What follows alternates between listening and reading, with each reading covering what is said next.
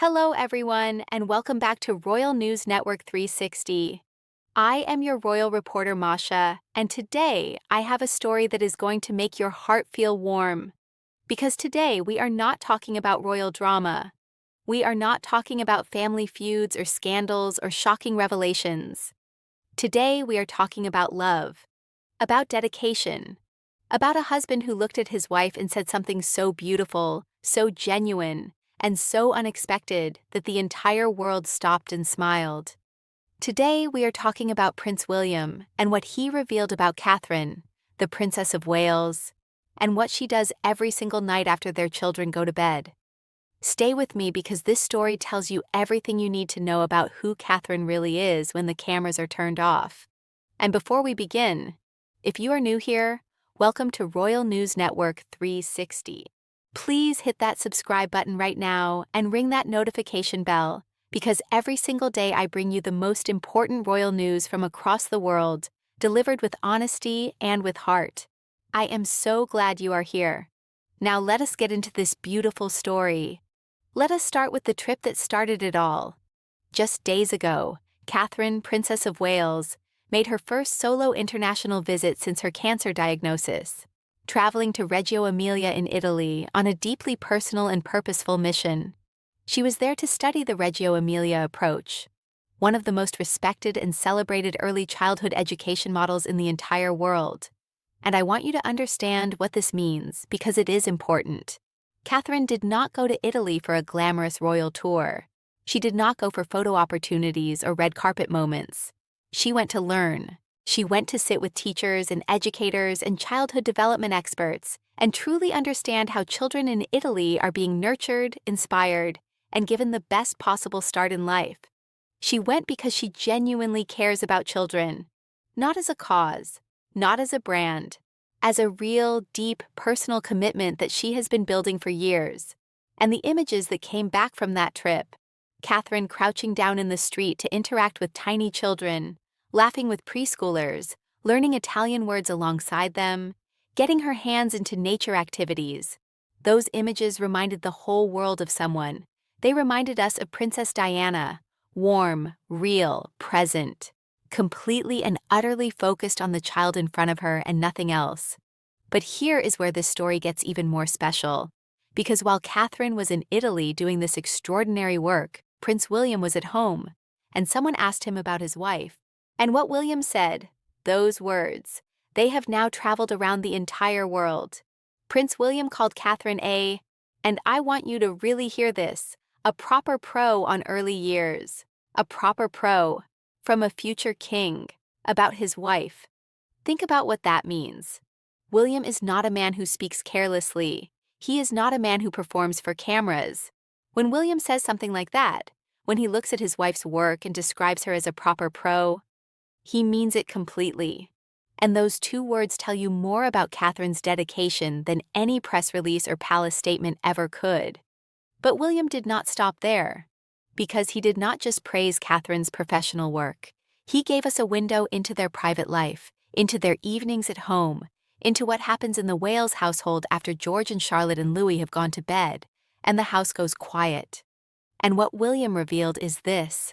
Catherine spends her evenings going through research, reading papers, reviewing documents, working through the detailed, unglamorous, behind-the-scenes work of her early childhood development mission. When most of us are relaxing after a long day, watching television, scrolling through our phones, Catherine, Princess of Wales, is sitting down with paperwork and research about how to give children a better start in life, every night, after her own children go to sleep. I want you to think about that for a moment. This is a woman who spends her days being a mother to 3 children, carrying out royal duties, managing a public life under constant scrutiny. And then, when that day is over, she chooses to spend her evening studying and working and preparing. Not because she has to, because she wants to, because she believes in it that deeply.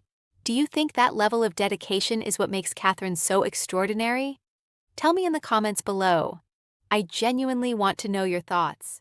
Now I want to talk about what this reveals about Catherine's character, because I think it is something we do not discuss enough.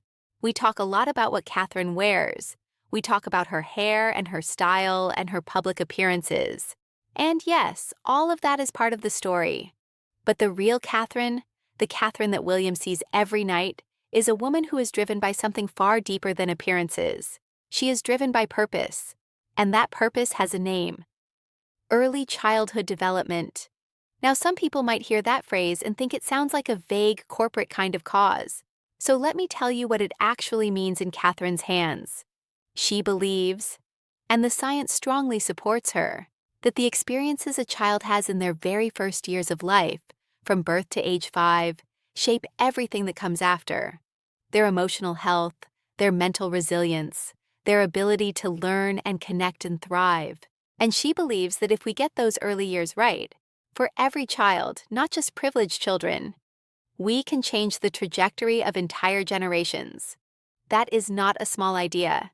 That is one of the most powerful and transformative ideas in modern public health. And Catherine has made it her life's work.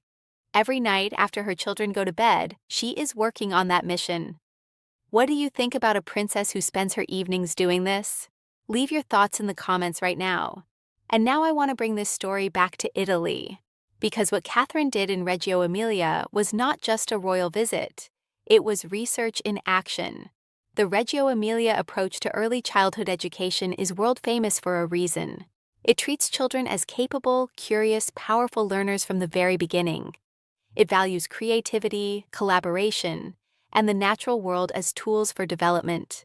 And Catherine did not just observe this approach from a distance. She got involved. She sat with the children. She explored nature with them. She listened to educators with the kind of focused attention that you cannot fake. Former royal correspondents watching the footage described it as Diana déjà vu. That same quality of genuine presence, genuine warmth, genuine interest in the individual child in front of her. And I think that comparison is deeply meaningful. Because Diana was not just loved for her charity work. She was loved because people felt that she truly saw them, that they mattered to her as individuals. And watching Catherine in Reggio Emilia, watching her crouch down to a child's level, watching her face light up with genuine delight, you feel exactly the same thing. This woman sees you. This woman cares. Now let me give you my honest analysis as your royal reporter, because that is always what I am here for. I believe that what Prince William revealed about Catherine's evenings is one of the most important things we have learned about her in a long time. Not because it is dramatic, but because it is real. It strips away every layer of royal protocol and public image and shows us the actual person, a mother, a wife, a woman of deep conviction, someone who comes home from a long day and chooses to spend her quiet hours working on something that matters to her. Not for recognition, not for headlines, but because she genuinely believes it can change the world. After everything Catherine has been through in the last 2 years, the surgery, the cancer diagnosis, the long months of treatment, the careful and private recovery, she could have chosen a quieter path. She could have reduced her workload, scaled back her ambitions, chosen comfort over purpose. But instead, she flew to Italy alone on her first solo international trip since her diagnosis, crouched down in the streets to play with children, and then came home to her own family and spent her evenings in the paperwork of her mission. That is not duty. That is devotion. And I think it deserves to be celebrated. So there you have it. The full story of what Prince William revealed about Catherine and why it matters so much, delivered to you by me, Masha, your royal reporter here at Royal News Network 360. Now, I have one question for you, and I want every single one of you to answer it in the comments right now. After hearing everything William said about Catherine, after hearing about her evenings, her dedication, her Italy trip, her love for children, do you think Catherine is already the greatest royal of her generation? Tell me your honest thoughts. And if this story warmed your heart, if it made you see Catherine differently, or simply reminded you of why you love her, please do me one favor right now. Hit that subscribe button, give this video a thumbs up, and share it with someone who loves the royal family, because this is the kind of story that deserves to be shared.